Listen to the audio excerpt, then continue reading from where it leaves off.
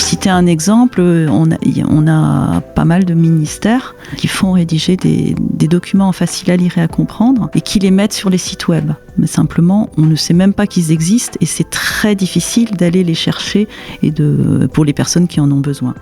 Il faut être prudent quand on utilise l'écriture inclusive pour qu'elle reste inclusive et qu'elle ne finisse pas par exclure certains publics.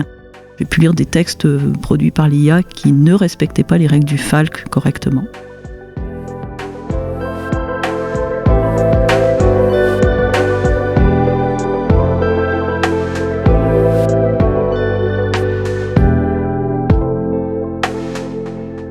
Bonjour à toutes et à tous, je suis Justine, UX Researcher et bienvenue dans Salut les designers, le podcast de l'agence LunaWeb. Aujourd'hui, je suis accompagnée par Inès, notre chargée de communication à l'agence. Pour cet épisode, nous avons le plaisir de recevoir Karine Bardari, experte en accessibilité numérique et en facile à lire et à comprendre, cofondatrice de ComAccess et gérante d'AccessSite. Bonjour Karine et merci d'avoir accepté notre invitation. On va revenir après sur les termes de facile à lire et à comprendre et langage clair. Est-ce qu'avant, tu peux nous dire ce qui t'a amené au sujet lié à l'accessibilité numérique ?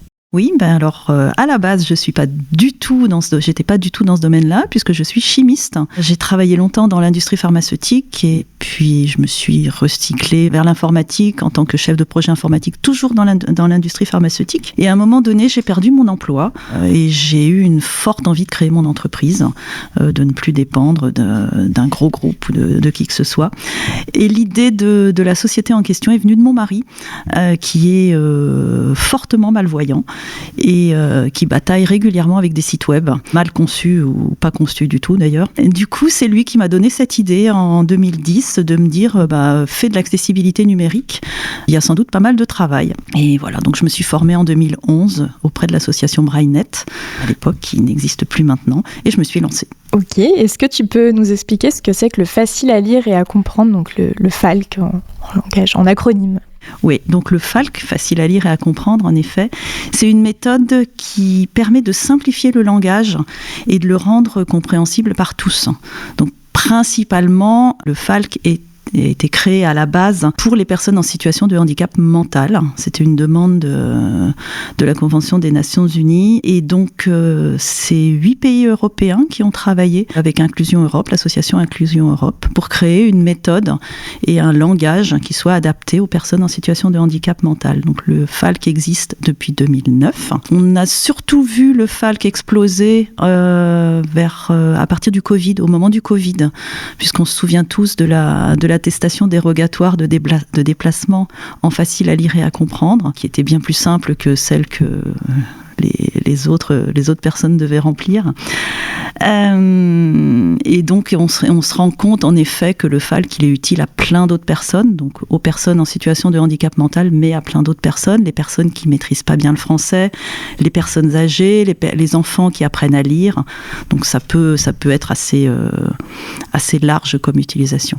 Et quelle différence on fait alors entre le FALC et le langage clair ? Alors, le FALC et le langage clair, ils ont tous les deux le même but, c'est rendre la communication accessible au plus grand nombre. Ce que je disais tout à l'heure, c'est que le FALC, c'est principalement pour les personnes en situation de handicap mental. Le langage clair, il va s'adapter à tout le monde en fait. Donc, le langage clair, il est un peu moins restrictif en termes notamment de présentation, de langage, que le facile à lire et à comprendre, qui va avoir une mise en page et des règles assez cadrées et assez strictes. Et selon toi, à quel moment il faut envisager l'écriture de contenu en FALC quand on fait de la conception ou refonte d'un site web ? Comme pour tout ce qui concerne l'accessibilité, il vaut mieux prendre en compte le facile à lire et à comprendre et l'écriture de contenu en FALC au début d'un projet, évidemment, puisque si on le prend plus tard, ça va obliger à tout réécrire. Donc il vaut mieux, dès le départ, se dire tiens, ce serait bien que j'écrive soit en langage clair, soit en FALC, et puis partir directement sur cette optique-là. C'est un gros gain de temps. J'imagine. Et est-ce qu'il existe des contraintes et obligations légales autour du FALC notamment ? Il y a pas vraiment de contraintes légales autour du FALC, puisque le FALC, il était dans une version du RG2A, de référentiel général d'accessibilité. Il était dans la version 3, il a été supprimé dans la version 4, donc c'est plus une exigence vraiment légale. En revanche, le référentiel général d'amélioration de l'accessibilité, il se base sur les Web Content Accessibility Guidelines, qui, elles, mentionnent le point du langage clair, enfin du langage facile en tout cas, dans un des critères, qui est le critère 3.1.5, qui est le niveau de lecture. Mais donc c'est un critère de niveau AAA, donc c'est pas forcément les critères requis à la base. On peut aussi dire que la Convention des Nations Unies, elle précise dans l'article que toutes les personnes handicapées ont droit à la liberté d'expression et d'opinion. Donc ça fait partie aussi des points qui peuvent pencher pour faire du facile à lire et à comprendre. Et on peut aussi noter que depuis 2021, les professions de foi des candidats aux élections doivent être rédigées en facile à lire et à comprendre. Donc ça, c'est une exigence qui n'est pas toujours respectée encore, mais qui commence à se démocratiser et à se voir. Et est-ce que tu pourrais nous donner des astuces, des outils, au moins les étapes concrètes pour rédiger en FALC ? Oui, alors avant tout, il va falloir un minimum analyser son texte en se posant un certain nombre de questions. À qui je m'adresse ? Parce qu'on ne va pas s'adresser tout à fait pareil, tout à fait de la même façon si on s'adresse à des enfants ou si on s'adresse à des enfants, même des enfants en situation de handicap mental, ou si on s'adresse à des adultes. Donc il faut déjà savoir quelle est notre cible. Il va falloir savoir également quelle information on veut transmettre, qu'est-ce qu'on veut dire, qu'est-ce qu'on veut que la personne fasse avec notre information. Parce que de là va dépendre la façon dont on va organiser son texte, et la façon dont on va, les informations qu'on va conserver, parce que par certaines fois dans des textes qu'on adapte en FALC, on va supprimer des informations qui ne sont pas nécessaires et qui sont plutôt perturbantes qu'autre chose, donc on va les enlever, on va les exprimer différemment. Voilà, donc une fois qu'on a analysé ce texte et que on a toutes nos grandes étapes, eh bien, on va utiliser les règles du FALC. Il y en a plus d'une 50aine. Donc ça va être des règles de lexique, ça va être des règles de syntaxe, ça va être des règles de structure et de présentation et des règles de sémantique. Donc par exemple, comment on va...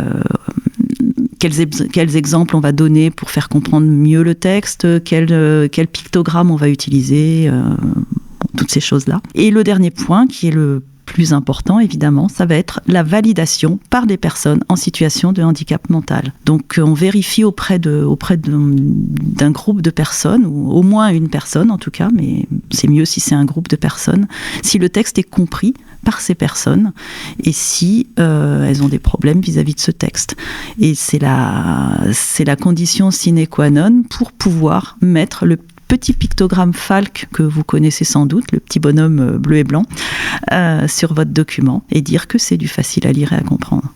Et justement, pour que ce soit un petit peu plus concret pour nous, est-ce que tu pourrais nous faire une démonstration d'un texte complexe transformé en FALC ? Un texte qu'on aime bien, qui est assez amusant, c'est un texte de l'administration française, dans toute sa splendeur. Le versement de l'administration est subordonné à la subrogation de l'État dans les droits du demandeur à l'encontre du locataire. Cela signifie que le paiement avec subrogation éteint la dette du locataire défaillant à l'égard de la société bailleresse, mais la laisse subsister à l'égard de l'État. Donc une fois qu'on a lu cette règle, on est assez content. Maintenant, je vais vous la lire en facile à lire et à comprendre. Quelle est la règle ? L'État paye le loyer au propriétaire à la place du locataire. Le locataire ne doit plus payer le loyer au propriétaire, mais le locataire doit rembourser directement l'État. Et pour que ce soit encore plus clair, on peut même ajouter à la fin, pour bien montrer à l'utilisateur ce qu'il doit faire, vous devez rembourser l'État avant le mardi 15 février 2026, par exemple. Et par rapport à ça, justement, quelles sont les erreurs les plus fréquentes ou les idées reçues qu'il y a sur l'accessibilité numérique ou que tu as pu entendre dans le cadre de ton métier ? En ce qui concerne le FALC ou le langage clair, il y a encore beaucoup de freins, notamment des remarques qui nous sont faites en disant ça appauvrit le langage, c'est très enfantin, franchement on va pas faire un texte en facile à lire et à comprendre, on a l'impression d'infantiliser tout le monde, mais dans les faits on se rend compte que c'est pas du tout ça en fait, que le FALC il est vraiment utile et que les gens sont vraiment contents de pouvoir avoir des informations compréhensibles, pour eux du moins. Il peut y avoir des situations qui sont un petit peu spéciales. Par exemple, je vais visiter un musée en famille. Je peux être contente de voir un livret de visite en facile à lire et à comprendre, plutôt que d'avoir un livret de visite qui va être compliqué, qui va lasser tout le monde au bout de peu de temps. Là, au moins, on va à l'essentiel rapidement grâce au facile à lire et à comprendre. Donc, ça peut être utile à tout le monde d'avoir un livret de visite en facile à lire et à comprendre.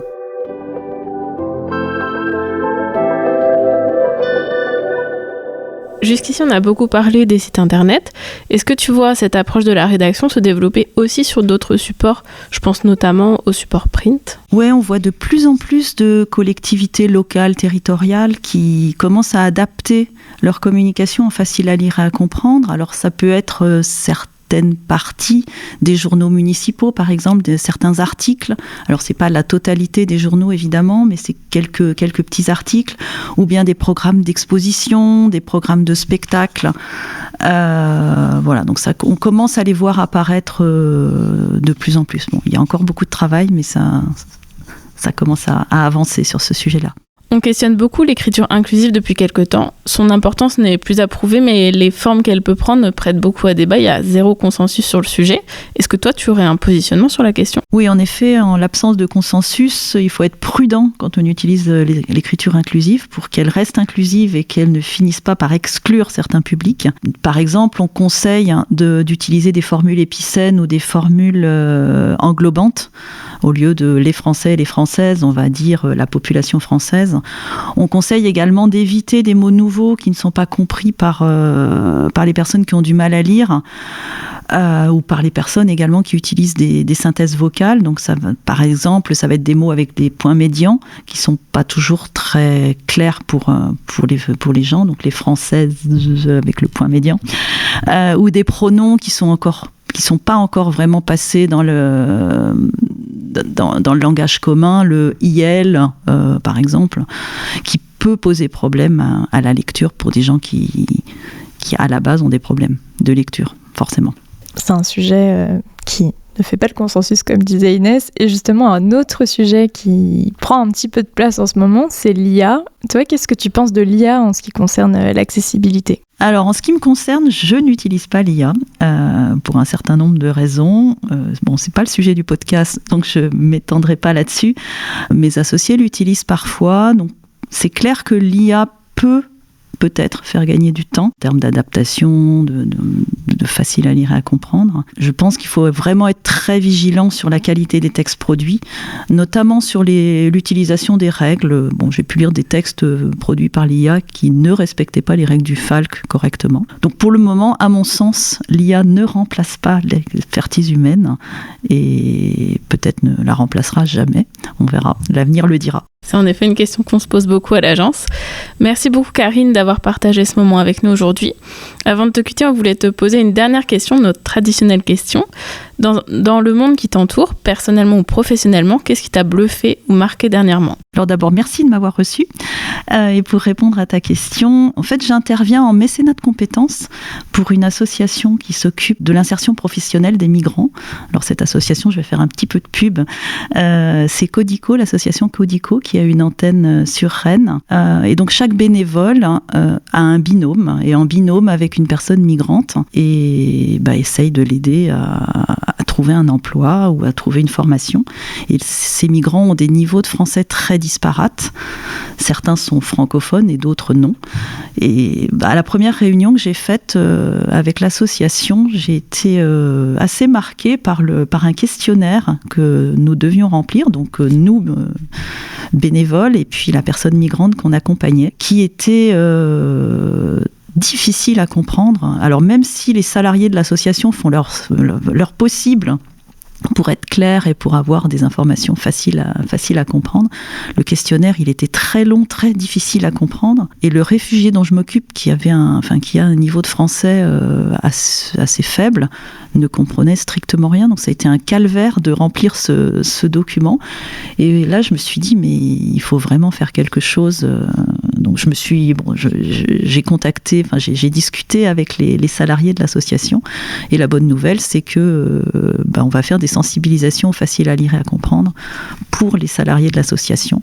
Et puis peut-être après pour les bénévoles. Et bon, voilà. Donc c'est un beau projet de mécénat de compétences qui sort du domaine du handicap et qui montre que le FALC peut être utile à plein d'autres gens. Effectivement. Merci beaucoup Karine d'avoir partagé ce moment avec nous. On est ravis d'avoir pu en apprendre plus sur le FALC, le langage clair et l'accessibilité des contenus de manière plus globale. Eh bien, il ne nous reste plus qu'à vous remercier d'avoir suivi ce nouveau podcast. On espère que cet épisode vous a plu. En attendant le prochain, n'hésitez pas à écouter ou réécouter les épisodes précédents et à vous abonner à la newsletter du podcast pour retrouver l'ensemble des ressources de nos épisodes et les conseils de nos invités. Vous pourrez retrouver tout ça sur le site salutlesdesigners.lunaweb.fr.